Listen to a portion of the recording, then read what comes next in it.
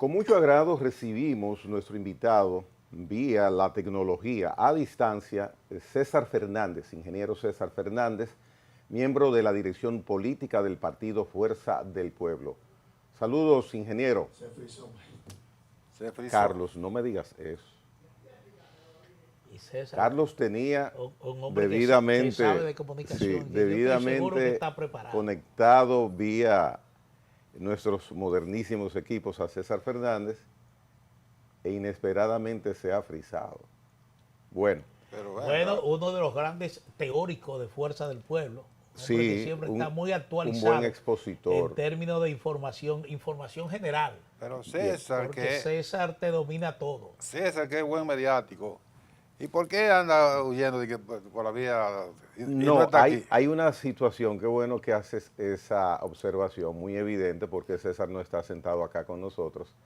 Él tiene una situación clínica en una de sus extremidades.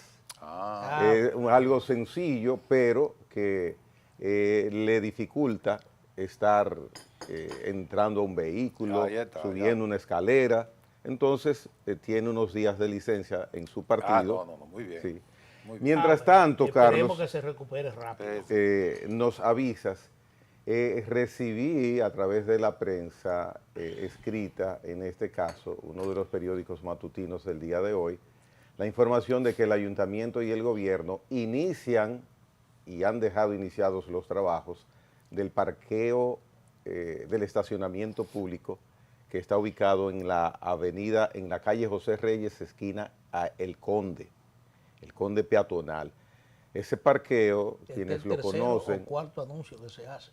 ay no, Manuel, este anuncio ya es serio, no. No. 22 meses ha dado la alcaldesa para terminar esta obra a los ingenieros. Una obra que se ¿Cuándo está, cerraron ese parqueo? sí, esta obra se está haciendo en coordinación con el BID. Hace 6 años que se cerró esa obra. Ya hace rato que no se tuviera ese presidente. Este parqueo, sí, ahí hubo una conjunción de muchísimos aspectos que por supuesto el descuido, la dejadez no es es uno de ellos, pero básicamente hubo una litis con la Asociación de Comerciantes de la calle El Conde, que ya no existe, pero bueno, ya pasó. El tema es que Pero qué bueno, la litis en qué consistía, no recuerdo. Los comerciantes reclamaban el parqueo. ellos se opusieron en todo momento a que el parqueo se derribara, claro. El parqueo tenía una situación de riesgo, como lo había manifestado la autoridad municipal, y por esa razón se clausuró. Entonces, 22 meses tiene previsto que estará finalizado el proceso de construcción. Va a contar con 272 espacios de estacionamiento. Viene a aligerar el pandemonium, lo demoníaco que es usted ir a la zona colonial. Yo he tomado ese tema aquí un par de veces, porque se hizo una planificación absurda en el remozamiento de la zona colonial.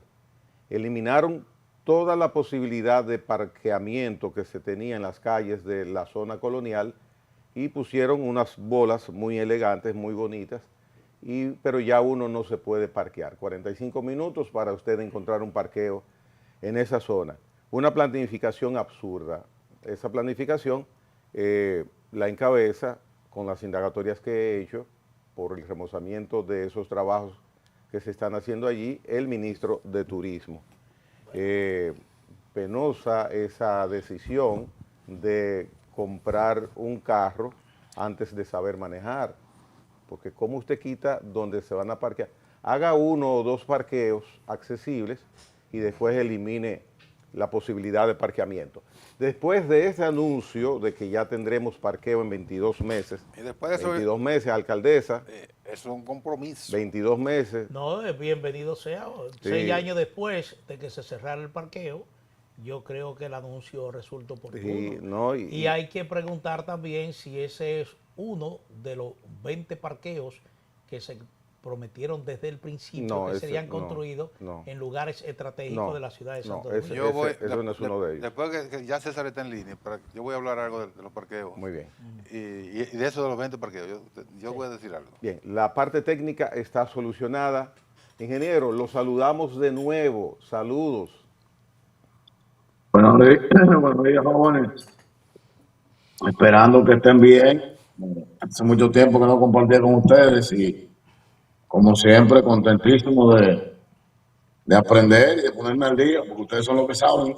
Yo Mira, preguntaba a esa, César. esa chacabana parece no. bastante llamativa en términos partidarios, porque los botones verdes y me parece que el color es amarillo. Yo preguntaba a César que por qué un hombre tan accesible a los medios de acudir de manera presencial no está aquí. Bueno, Gregory me dijo que tiene una condición médica producto de algún accidente o algo así que te impide Sí, movilizarte. Así que estás excusado. así es, así es. Sufrimos la rotura de talón de Aquiles. La Ilíada llegó a nosotros. Uy, el talón de Aquiles. Y entonces estamos en esa recuperación. Es una cirugía que no es muy complicada, pero sí la recuperación es un poco lenta.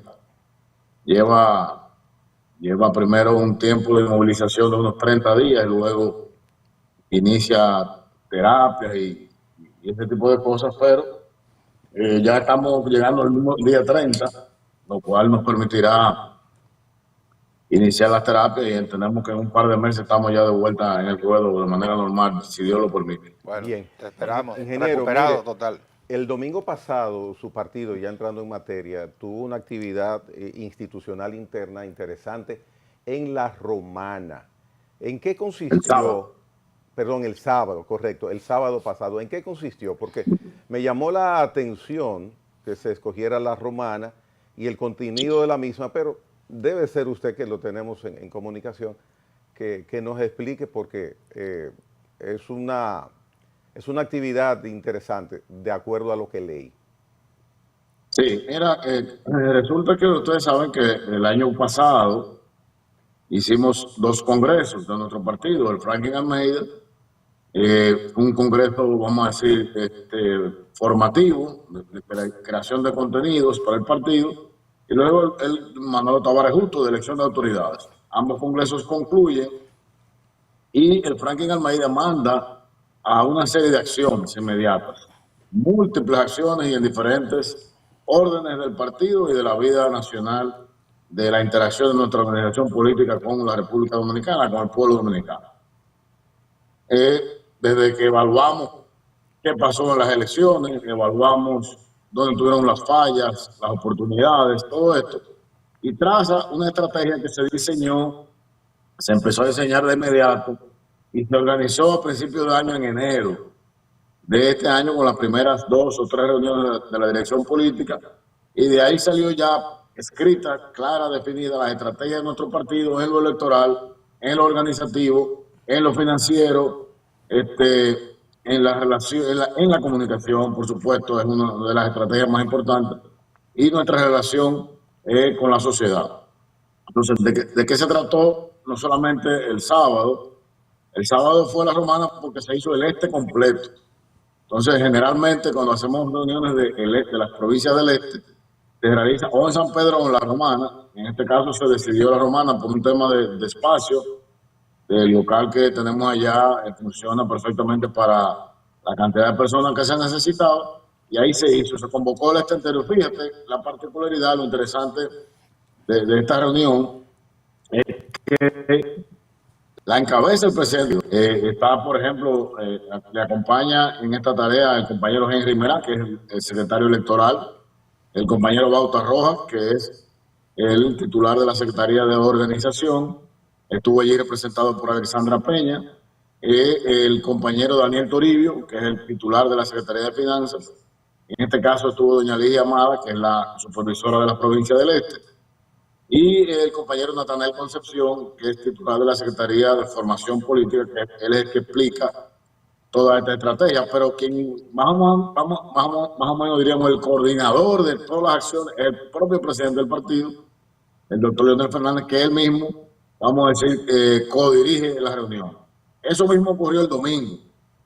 Esta reunión de la Romana era exclusivamente con miembros de la dirección central de nuestro partido, y la reunión del domingo fue el Gran Santo Domingo y Monteplata, es decir, los 6 distritos, los 6 municipios de las 6 circunscripciones del Gran Santo Domingo más Monteplata. Ocurrió lo mismo en el Hotel Lina. Ya esta semana toca al sur, que será en San Cristóbal, y al Cibao, que será en Santiago. La misma reunión presentando las estrategias y acciones de inmediato del partido en los ejes que ya le mencioné: electoral, organizativo, comunicacional, financiero. César, buenos días. El presidente Luis Abinader insistió esta semana en llamar a todos los sectores del país, lógicamente incluyendo el político, a concertar para enfrentar los efectos de la crisis generada por la situación en Medio Oriente. Ya sabemos que una comisión del gobierno se reunió con el expresidente Leonel Fernández, presidente del partido. Ahora bien, en el marco de estas gestiones oficiales con los partidos políticos, el empresariado y representantes de los sectores sociales, yo quisiera ver cómo tú analizas, cómo valora esta iniciativa gubernamental.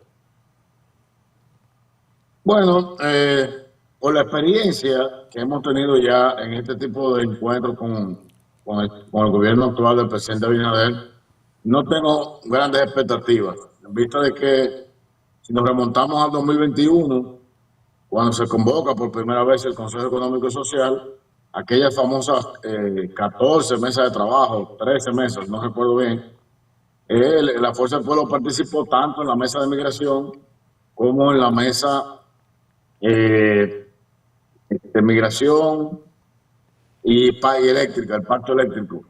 Y todo lo que se acordó allí, nada se cumplió. Luego ha habido otras crisis donde nos hemos reunido con ellos y al final utilizan la excusa de que hablaron con la oposición y al final hacen lo que ellos entienden. Lo mismo pasó con la reunión de los 3 presidentes en el Ministerio de Defensa. De ahí no salió nada más que muchas fotografías y videos de apoyo para ustedes, los comunicadores, de cuando quieren ver a Leonel e Hipólito con Luis juntos, bueno, sacan esa imagen.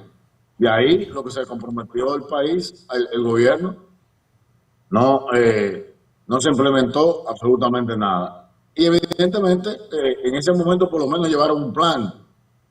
Aquella vez con el tema migratorio, con el tema eléctrico había un plan, pero no fueron ejecutados. En este caso ni siquiera llevan el plan. Sabemos claramente que andan detrás de una reforma fiscal. Eso se ve desde lejos. No hay que tener muchos espejuelos para esto. Pero ya el presidente Fernández lo advirtió, que quien tiene que apretarse el cinturón es el gobierno. No más a la clase media, a la clase baja, con más impuestos, con una tarifa eléctrica más cara, que de hecho ya la tarifa eléctrica subió. No sé si ustedes lo han visto. En la tarifa eléctrica a todos nos está llegando un supuesto subsidio reflejado en la tarifa de unos 2,000 pesos. Es decir, el que pagaba 10,000 pesos le está llegando de un 20% más, de 11,000 pesos. Pero esos 1,000 más no se lo están cobrando, le están diciendo que es el subsidio del gobierno. Para que a la hora que haya que decir, vamos a eliminar el subsidio, la tarifa le quede el recibo en 11,000. Es decir, que le van entonces a subir esos 1,000 pesos, van a estar justificados porque yo como gobierno eliminé el subsidio. Esta es la cosa. Nosotros, de verdad, nos apena mucho en la forma que enfrentan la crisis, pero básicamente no como la están enfrentando, porque es una crisis que nadie la pide, nadie la quiere, y somos un país que no tenemos ningún tipo de toma de decisión de esta escalada. Pero sí se puede haber previsto esta crisis en diferentes ámbitos. Por ejemplo, en el tema eléctrico, si hubiéramos cerrado la brecha de las pérdidas en la transmisión de energía, los subsidios en estos 5 años hubieran sido mucho menos que los 120, 130 mil millones de pesos que se gastan al año. Hubiéramos permitido la proliferación de mayores fuentes de generación eléctrica, de energía eléctrica a través de fuentes no renovables, perdón, renovables. Entonces tuviéramos una mayor posibilidad. Hubiéramos apoyado el campo en la producción nacional. Tuviéramos ahora alimentos que hubieran sido menos impactados por la acción inflacionaria del aumento del combustible. Pero se hizo lo contrario. De 3.000 millones de productos terminados se aumentó a 6.000 millones de dólares. Así que se entró en franco deterioro la producción nacional de huevo, de cerdo, de pollo, de plátano, de arroz, de cebolla, de la mayoría de los rubros que se consumen. Es decir, que pudo haber sido de menor impacto la crisis si el gobierno hubiera hecho lo que tenía que hacer. De repente te llega esta crisis, los ingresos para poder mantener los niveles de subsidio que están teniendo, que como ha dicho el CONEP, el subsidio debe ser focalizado. Y yo ahí digo, por ejemplo, la gasolina premium no hay por qué subsidiarlo. El que tiene un vehículo que necesita gasolina premium, me imagino que puede pagar la gasolina al costo real. Ahora, el diésel, ese así hay que subsidiarlo. ¿Por qué? Porque todos los camioncitos que traen carne de los mataderos, todos usan diésel, absolutamente todos. Entonces, a ese Está frisando. transporte público que sea Se está frisando, se frisó. Sí, bueno. Vamos a tratar de reconectar con César porque hay algunos aspectos. Él dijo algo que yo quiero que lo clarifique. César, ¿está todavía en línea? ¿Entraste? Sí, estoy aquí. ¿Me escucha? Ok, continúa, por favor, que se frizó tu transmisión. ¿Y en qué parte me quedé? En la parte de los subsidios, de los camioncitos. con el ejemplo de del los diésel. camioncitos que usan el diésel. La movilización de los productos agropecuarios a través de diésel. Pero sin embargo, dicho por Antonio Marte de Conatra, el 80-90%, no más, más del 90% está ligado al petróleo. Es decir, que también se debe mantener el subsidio, no solamente por el transporte, pero básicamente por las amas de casa, al gas licuado de petróleo. Entonces, focalícese. Los cientos de miles de millones que usted da en tarjeta para hacer política, elimine eso. Price las pensiones especiales, señores. Ha sido denunciado por diferentes sectores el tema de cuántas pensiones hay de 100.000 pesos, cuántas dio Leonel y cuántas dio Danilo. O sea, es una locura. Hay que frisarlo. Frise la nómina pública. Decía el presidente de la República en el discurso del 27 de febrero que habíamos tenido un incremento de unos 130.000 empleos nuevos en el año 2025 y cuando usted va a buscar los empleos, el 75% de esos empleos son del Estado. Entonces no tenemos un Estado más eficiente. Sí, pero son médicos, maestros y enfermeras que son bueno, necesarios. yo no he visto tantos hospitales nuevos inaugurados. En el 2025 no los vi. Lo que sí vi un nuevo Ministerio de Justicia, que es una institución que tiene que llenarla de empleados ahora, que no estaban en ningún sitio. Pero esos son 10 Eso empleados. Sí Eso no es mucho. ¿Eh? Ahí no hay tanta demanda de empleados. Bueno, pero son empleados. Un ministerio que lo que hay que poner gente a trabajar ahí. Un ministerio que lo lo que hace a lo que me refiero es que el gobierno nunca estuvo preparado para una crisis de esta magnitud que de una forma u otra se podía ver que venía en el camino. Tú dijiste algo ahí en el hilo de la conversación que quiero recalcar, quiero que lo clarifiques o nos des la información si la tiene. Tú dijiste que el gobierno lo que anda es buscando consenso o adhesión para una reforma fiscal. Es decir, que los delegados del gobierno, cuando visitaron al presidente Danilo Medina, cuando visitaron al presidente Leonel Fernández, le plantearon la necesidad de la reforma y eso estuvo en la mesa. No, eso no estuvo en la mesa ahora. Si tú a mi casa me mandas el barbero, lo que quiere decir es que tú me quieres recortar el pelo. Si me Ok. mandas al dentista es para que me revise los dientes. A lo mejor O el no. cardiólogo o el corazón. Si me mandas al ministro de Hacienda no es para otra cosa que una reforma fiscal. Recuérdate que el ministro de Hacienda es el superior de impuestos internos y de aduanas.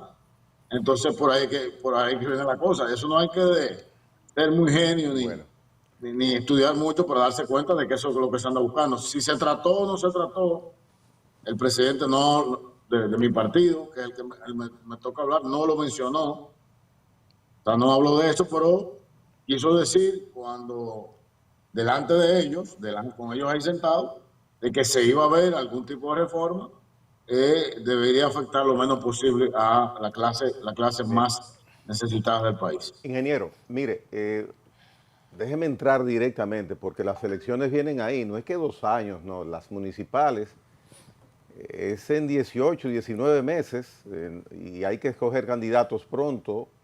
En ese sentido, Fuerza del Pueblo, y se lo preguntaba a otro político de otro partido recientemente, el partido que haga lo mismo, escogiendo sus candidatos para las elecciones municipales, tal como lo hizo hace 2 años y algo atrás, es posible que le suceda lo mismo, para bien o para mal. En el caso de ustedes, por ejemplo, en La Vega, si ustedes escogen, y le voy a poner Higüey también, si ustedes escogen los mismos candidatos o el mismo esquema de la planilla electoral que presentaron recientemente en las elecciones pasadas en las municipales, es posible que el resultado sea el mismo. ¿Qué importancia le está dando Fuerza del Pueblo a la selección a nivel nacional de sus candidatos municipales en unas elecciones que 3 meses después tendrá la elección mayor, y a quien le vaya bien o quien le vaya mal en esa primera elección, es posible un acomodamiento positivo o negativo para lo que va a suceder 90 días después? ¿Qué están haciendo ustedes distinto? Como te decía, Gregory, nosotros estamos en la calle ya trabajando con todas las estrategias que desde el Congreso Franklin Almeida se trazaron para el próximo cuatrenio, evidentemente incluyendo ambas elecciones, que es lo más importante que ha de ocurrir. En ese ¿Incluye eso sentido, identificación de candidatos o de precandidatos? Desde ya. vamos por parte, Ajá. vamos por parte. Hay una comisión especial de la dirección política, es decir, que sus miembros somos de la dirección política del partido y está destinada única y exclusivamente a la estrategia electoral municipal. Esta comisión la encabeza nada más y nada menos que su amigo Roberto Rosario Márquez. Y más allá de que poder identificar con tiempo candidatos o candidatas, en el sentido de que no podemos nosotros como comisión ser la democracia ha de imponerse en el partido en el momento que la ley de partidos políticos le permita a los partidos elegir sus candidatos. En ese momento la democracia regirá y se elegirán los candidatos que estén participando. Ahora bien, esta comisión desde ahora ya estamos trabajando en ver cuáles son los problemas principales que tienen los municipios, número uno. Segundo, evaluar las gestiones de los alcaldes actuales. Y tercero, ver cuáles serían las propuestas de la Fuerza del Pueblo como partido para ganar la curul municipal en cada demarcación. Es decir, poder darle las herramientas a aquellos compañeros o compañeras que vayan a participar en el proceso interno para ser puntuales, ser quirúrgicos en el accionar político de cara a esa elección. Precisamente como señalaba magistralmente, ya estamos a menos de 2 años de esa elección y es determinante sobre todo en la percepción de triunfo para mayo, tener un buen desempeño en febrero. Y ojo con esto, algo que les digo, la Fuerza del Pueblo no está persiguiendo ganar 100 alcaldías, vamos a estar claros. Lo que hizo el PRM en el año 2024 con dinero de la corrupción, con dinero de Senasa, con dinero de todos esos casos que han explotado de corrupción en este gobierno, de comprarle alcalde al PLD, de comprarle alcalde a la Fuerza del Pueblo, de sobornar, con esa estrategia que jamás utilizará la Fuerza del Pueblo, se puede ganar, con esa estrategia se puede ganar más de 100 alcaldes. El objetivo de la Fuerza del Pueblo es por lo menos aumentar en un 100% las alcaldías que tiene y a su vez ganar alcaldías emblemáticas como Santiago, Santo Domingo, La Vega, Puerto Plata, entre otros importantes municipios. Con eso habremos hecho un buen trabajo y habremos preparado la mesa para la cena del 21 de mayo del año 2028. Bueno, César, te llevamos de un tema a otro, pero a mí particularmente me interesa tu opinión en torno al hecho en Santiago, donde pierde la vida, lamentablemente y de forma indignante, este chofer David Carlos Abreu. Abreu Quesada, un hecho realmente que ha conmocionado a toda la sociedad. Eso por un lado, y por el otro, el hecho de que se esté retomando ahora un planteamiento hecho por la Procuradora General de la República para un pacto contra la violencia. Dice la ministra de Interior y Policía que ese pacto debería incluir a todos los sectores del país. En el caso del señor que conducía el camión de basura en Santiago, de verdad que es totalmente inaceptable. Sea cuales fueran las razones por las que llevaran a estos señores a darle muerte a ese caballero.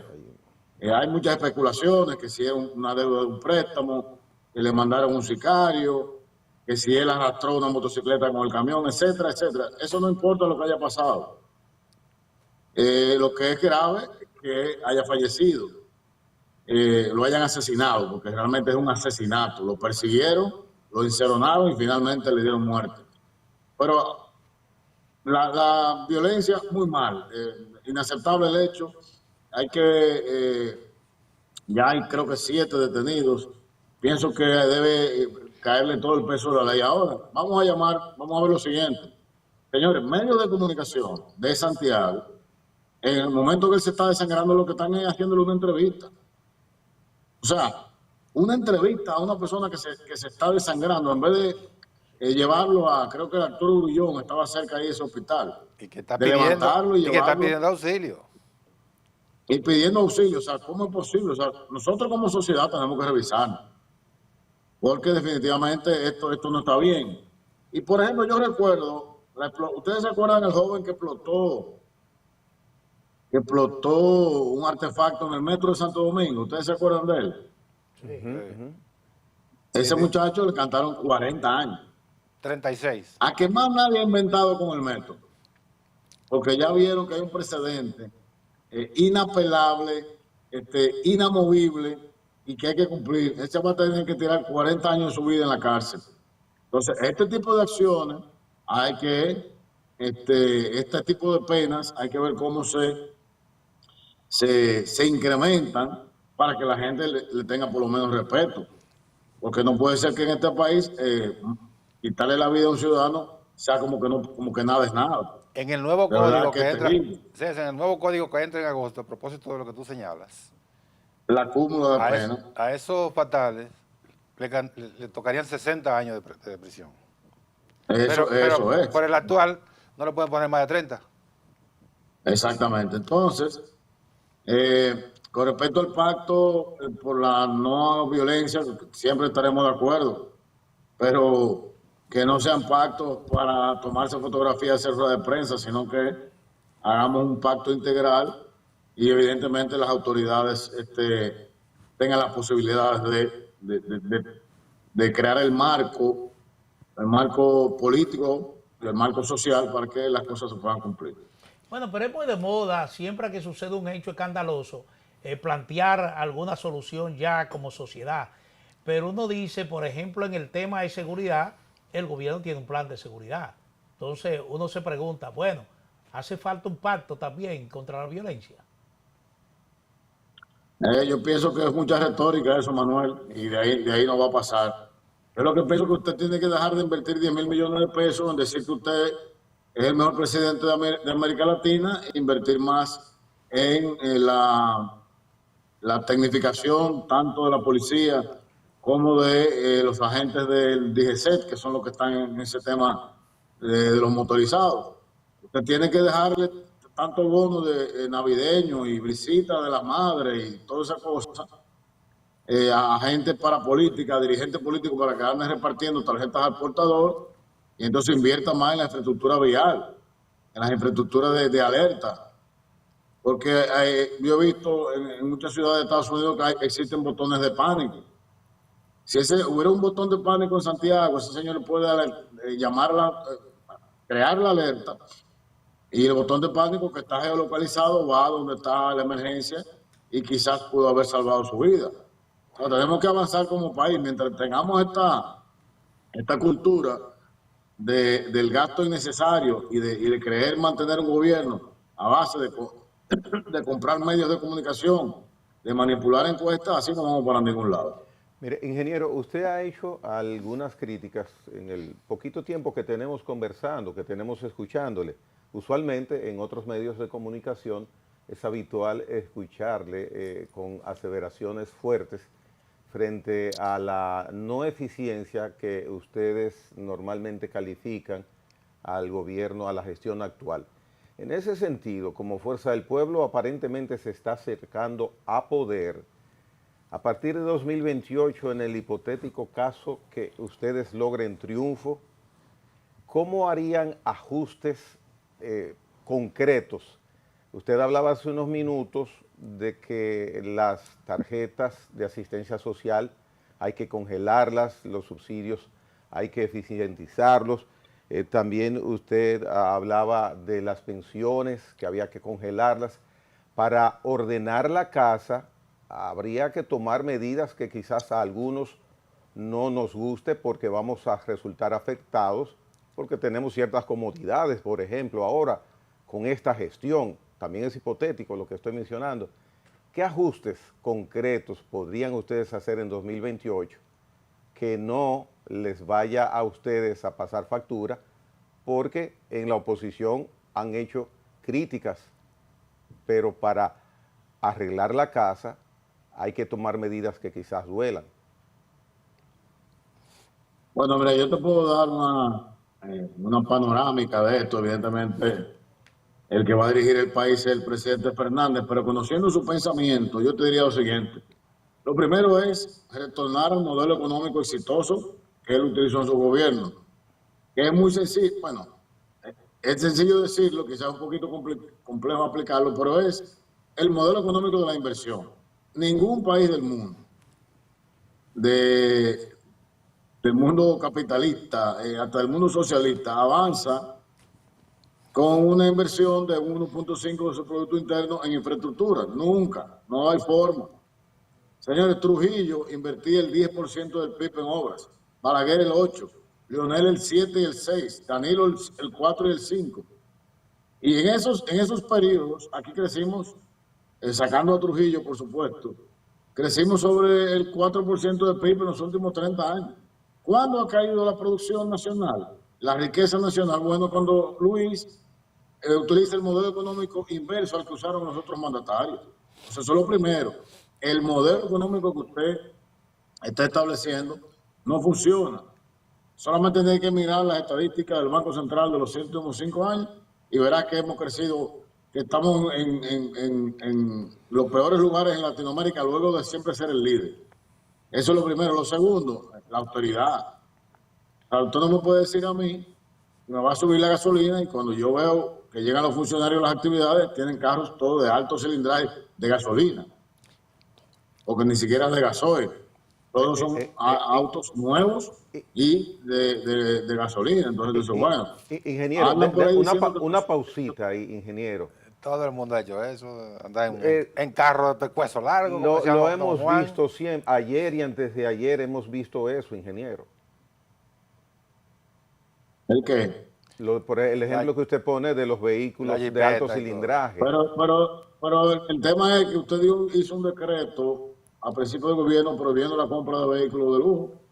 y a la semana estaban comprando. Y Ya. Leonel Fernández nunca ha hablado de decreto de ese tema. Lo que nosotros hicimos una vez, cuando los combustibles, es que los vehículos del Estado no salían los fines de semana, y eso se cumplió. Pues yo recuerdo, yo tenía un vehículo asignado, yo tenía que dejarlo en Palacio, no podía usarlo. Sí. Si lo usaba iba a tener inconveniente. Entonces, luego de restablecer el nuevo modelo económico, entonces es la planificación. No podemos ir a un gobierno en el año 2028 a ver qué pasa en las instituciones del Estado cuando ya lo sabemos y cuando tenemos claro qué hay que hacer. No hacer como hizo mi querido amigo José Ignacio Paliza, que luego de haber sido senador de la República, llega a Palacio y dice que el Estado es más grande de lo que ellos pensaban. Esa no va a ser la actitud de la Fuerza del Pueblo. La Fuerza del Pueblo desde ya, nuestras 74 secretarías, está trabajando en las posibles políticas públicas en todas las áreas: seguridad, agropecuario, salud, educación superior, la mujer, los jóvenes, la infraestructura, el tránsito y la movilidad, entre otros tantos temas que hay que trabajar para llegar, claro, que cuando lleguemos el primer día, cada ministro, cada director, cada funcionario sepa, tenga la regla clara, y como ha dicho el presidente Fernández en su más reciente spot, que todos esos músicos, toquen, toquen sus La misma partitura. acordes dirigidos por un líder que lo sepa dirigir y que lo lleve de manera coordinada. Él dijo que Así va a ser el gobierno de la Fuerza del él Pueblo. dijo que en la música se puede improvisar, pero no en la gestión pública. En la música se puede improvisar, pero en el gobierno no se puede improvisar. No se puede ir a pensar al gobierno. Los gobiernos, el día a día de un gobierno te destruye. El día a día de un gobierno te absorbe, es la palabra correcta. Rectifico, porque que son tantas las necesidades que tiene nuestro país.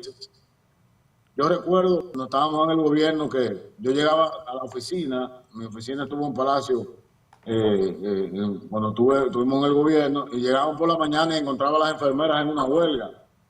Me iba a almorzar a mi casa y cuando regresaba entonces había una huelga de los trabajadores del puerto. Y al otro día entonces había una huelga de los choferes, etcétera. Y siempre las necesidades son interminables, lo que hay que tener las respuestas integrales que puedan resolver los problemas de la gente en el corto, en el mediano y en el largo plazo. Ingeniero, pero las huelgas se ven escasas ahora. Sí, las protestas Esas frente al Palacio, sí. son un poco escasas. Están escasas. Pregúntale a los sindicatos de trabajadores por qué no protestan ya. ¿Y por qué? Yo no lo sé, no lo sabemos. Luego, son miembros del Consejo de Administración de Empresas del Estado, ya tienen un salario. Ah, no, pero eso también cuando igual que los de Marcha Verde, todos están cuando el presidente Fernández también, y cuando Danilo Medina, el presidente Medina también eran miembros de... Bueno, cuando el presidente Fernández, yo no recuerdo ninguno de ellos nombrado en Consejo de Administración de Institución del Estado. No lo recuerdo. Porque es la ley orgánica de esos grupos, de determinadas instituciones. El Seguro Social, cuando existía, por ejemplo. En FONPER tiene que haber un representante de los trabajadores, etcétera, etcétera. Pero algo, César, en términos de planificación, bueno, ya incluso tú encabezas la Secretaría de Infraestructura de Fuerza del Pueblo, y hay toda una elaboración teórica proyectada para fines de infraestructura, contenida en RD 2044. El tema es que cuando haya que afrontar eso para tratar de relanzar el país en materia de infraestructura, de construcción, inversión pública que impacte, digamos, con un 6%, como tú lo señalabas, se va a encontrar con la dificultad de la falta de recursos. Entonces ahí habría que recurrir a lo que decían todos los candidatos en las pasadas elecciones, de que había que hacer una reforma fiscal. Y ahí es que la puerca tuerce el rabo. Pero es que cuando nosotros salimos en el 12, dejamos planteado que había que hacer una reforma fiscal. Había que hacer una reforma fiscal gradual, integral, y lo estableció nada más y nada menos que la Ley de Estrategia Nacional de Desarrollo. Decía que habría que empezar con el 0.5, el 1, el 1.5 del PIB, hasta que en el año 2020 estuviéramos por lo menos con una presión fiscal del 19 o el 20 del PIB, que es el promedio de América Latina. Lo era en el año 2013 cuando salimos del gobierno. Ahora habría que revisarlo, pero debe andar por ahí. Hay países que tienen un 40 de presión fiscal y hay países como nosotros que tenemos un 14, un 15. Porque cuando tú le aplicas el promedio, eso te puede dar hasta un 25. Entonces, si tú tienes un 14.7 aquí de presión fiscal y hay que darle el 4 a educación, que no ha servido para nada, hay que darle ese 4, ¿qué te queda para lo otro? Para infraestructura, para salud, para seguridad, no te queda nada. Para desarrollar y expandir el sistema eléctrico y mantenerlo. Es decir, evidentemente, obligatoriamente hay que hacer una reforma. Lo que las reformas deben de ser inteligentes, de manera tal que los sectores productivos no se vean afectados, que las industrias nuestras no se vean afectadas, sino que tengan más oportunidad de producir. El presidente Leonel Fernández siempre ha creído que en los momentos de crisis, lo demostró en el 4, lo demostró en el 8 con ambas crisis, que la forma que se sale de la crisis es invirtiendo dinero, no dejando de invertir. Bien, ingeniero, de la parte nuestra pienso que hemos llenado el cometido por ahora, teniéndolo a usted y sabiendo que también tiene ocupaciones y compromisos, aunque esté recluido, que ya esa reclusión no planificada ya termina, qué bueno. Nos gustaría, si es así que usted lo desea, escuchar unas palabras a modo de un hasta luego con nosotros acá en la mañana por Teleimpacto. Bueno, contentísimo, como les decía al principio, de reencontrarme con ustedes en este 2026 que esperamos que no sea tan doloroso, sobre todo para el bolsillo de los dominicanos y las dominicanas, lo que ha de ocurrir. Esta crisis, conflicto bélico, Irán, Estados Unidos, Israel, de verdad que le pedimos a Dios que esto termine pronto, porque las crisis cuando llegan no avisan, pero para que se vayan realmente toma mucho tiempo. Lo más probable es que cuando el conflicto cese, se abra el estrecho de Hormuz, etcétera, y se logren los acuerdos, esa crisis no pueda afectar probablemente por 2 años, en el sentido de que las grandes refinerías han sido destruidas, las cadenas de suministro han sido rotas, es decir, que recuperarnos de esa crisis va a tomar tiempo. Entonces, pedirle a Dios que eso se detenga lo más rápido posible y que tengamos conciencia en el país, sobre todo el gobierno, que es el que administra nuestros recursos, que por favor que no gasten más en cosas que no se necesitan, no nos vendan más sueños, sino que hagan pequeñas cosas realidad. Gracias, César. Usted reitera que eso está sucediendo. Bueno. Gracias, César. Bueno, manden un camarógrafo ahí a la esquina de la estación, 27 con Lincoln, y pónganse a preguntarle a la gente, no me creen a mí. Recibido el mensaje. Está bien. Gracias, ingeniero. Chao. Muy bien. Que salga caminando rápido y pronto. Señores, César Fernández ha estado con nosotros. Hacemos una brevísima pausa. Antes de irnos a la pausa, excúseme, Gregory, porque tengo una noticia aquí de último Ah, minuto. pero entonces no vamos a la pausa hasta eso. Vamos a ver. Voy a leer 3 párrafos de este despacho de Associated Press, la agencia de prensa estadounidense, que dice lo siguiente. Estados Unidos e Irán han indicado que celebrarán una nueva ronda de conversaciones sobre el alto al fuego en Islamabad, según dijeron el martes 2 funcionarios regionales, mientras el frágil alto al fuego de 2 semanas estaba a punto de expirar. Ni Estados Unidos ni Irán, sin embargo, han confirmado públicamente cuándo tendrán lugar las conversaciones, y la televisión estatal iraní, lo que dijimos hace un momento, negó que algún funcionario ya estuviera en la capital de Pakistán. Pero los mediadores encabezados por Pakistán recibieron confirmación de que los principales negociadores, el vicepresidente de los Estados Unidos, J.D. Vance, y el presidente del Parlamento de Irán, Mohammad Bagher Khalibaf, llegarán a Islamabad a primeras horas del miércoles para encabezar sus equipos en las conversaciones. Esto fue lo que dijeron a The Associated Press. Es decir, que surge una luz más allá del túnel. Parece ser que es posible que este miércoles, como dijimos, por la diferencia de hora... Son 7 horas y media. Allá es decir, que el miércoles está cerca. Alrededor de las 4 de la tarde ahora en El Irán. miércoles está cerca en Pakistán, que el miércoles se reanuden las conversaciones de paz entre Estados Unidos e Irán. Bien, Irán. van a terminar compadres Estados Unidos e Irán después de tantas conversaciones. Hermanito, abrazado. Eso va bien. Saldrán ahí abrazados como cuando salen los borrachos de un ambiente de fiesta. Sí, porque ven acá. Abrazar. Primitos hermanos, no Primitos, hermanos, oye. no, sino primitos hermanos. Mira,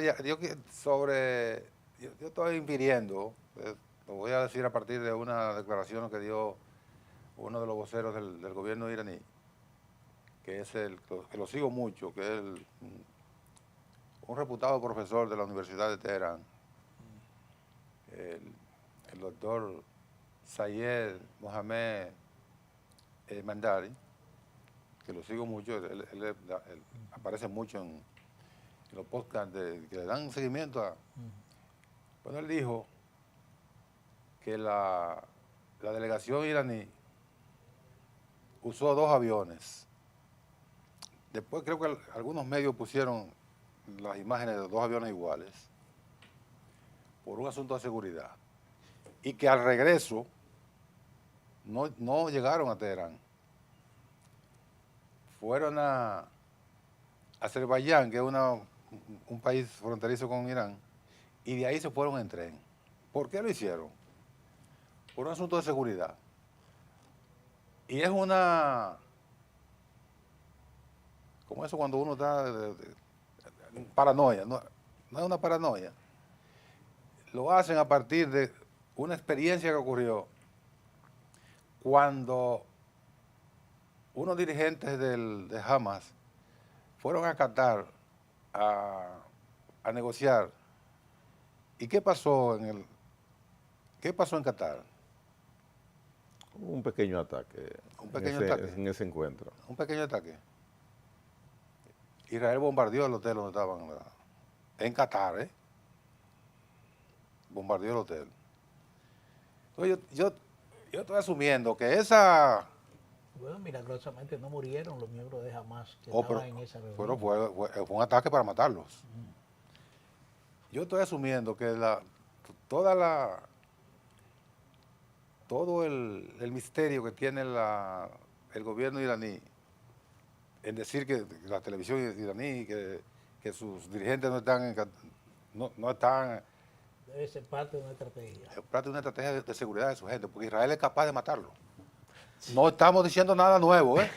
Hay un indicio bueno en la lectura que diste al reporte de Associated Press, y es que J.D. Vance, que estaba en stand-by para partir hacia la zona, dependiendo de lo que Irán decidiera, pues va rumbo a ese encuentro en unas 10, 12 horas. Eso es un buen indicio. Es un buen indicio. Sí, buen indicio. Claro que sí. Y yo entiendo, ya para cerrar y no volver más con este tema, que si el vicepresidente Vance ha decidido encabezar de nuevo la delegación, es porque ha habido avances. Y si la delegación iraní llega a Pakistán, es porque ha habido avances de que lo que se va a negociar es posible Claro, que haya claro, acuerdo. claro. De lo contrario, no irían a perder su tiempo. Claro, claro, y viene de la experiencia de hace 2 o 3 días. Claro. Sí, porque normalmente se reúnen las delegaciones después que se ha explorado un poco en los posibles acuerdos o en temas que pueden ser viales. Exactamente. Y es posible que Pakistán haya adelantado un poco en eso. Bien, hacemos una pausa breve.